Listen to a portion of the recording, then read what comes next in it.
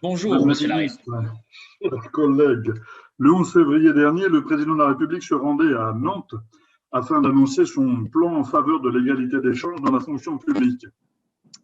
Alors, dans son discours, il prétend combattre le mal à la racine et réparer l'ascenseur social. Il n'a visiblement pas les outils adéquats. Sur le fond, votre dispositif fait naître une grande déception, l'ouverture de 1000 places supplémentaires en classe préparatoire baptisée Talent, de même que le doublement de la bourse prépa Talent ou encore la réforme des concours d'accès à la haute fonction publique ne saurait suffire pour répondre aux difficultés majeures des élèves des quartiers défavorisés ou des milieux modestes. Concrètement, ces annonces concernent 6 places pour le concours de l'ENA, 5 places pour celui de commissaire de police.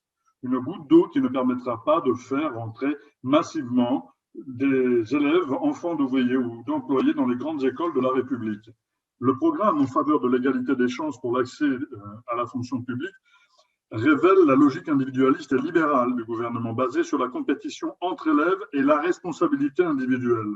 La sélection à l'université, Parcoursup, la LPPR, à chaque fois, vous prenez des logiques comptables, vous privilégiez l'employabilité à l'émancipation et votre gestion des études supérieures et de l'école en général est idéologique et nuisible à la réussite de tous et tous. Vous prétendez combattre l'endogamie sociale, mais cette dernière ne s'endiguera qu'au moyen d'un soutien pécuniaire conséquent de l'État à l'éducation nationale et à la jeunesse.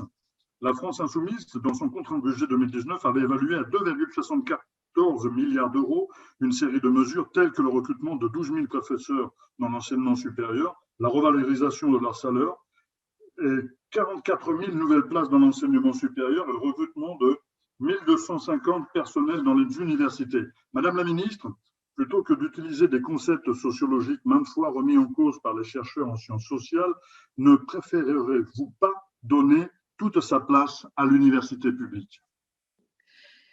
Monsieur Larrive, bon, il y a un certain nombre de points que vous avez exprimés que je ne partage pas et vous le comprendrez.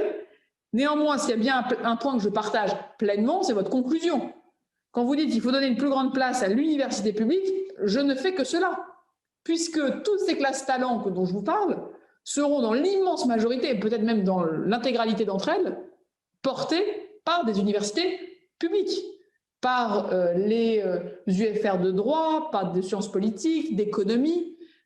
Évidemment, le but, c'est d'aller chercher à l'université publique, qui aujourd'hui recrute quand même la majorité des jeunes, les talents, et que ce soit ce vivier-là que nous amenions au métier de la fonction publique et à l'encadrement supérieur de l'État.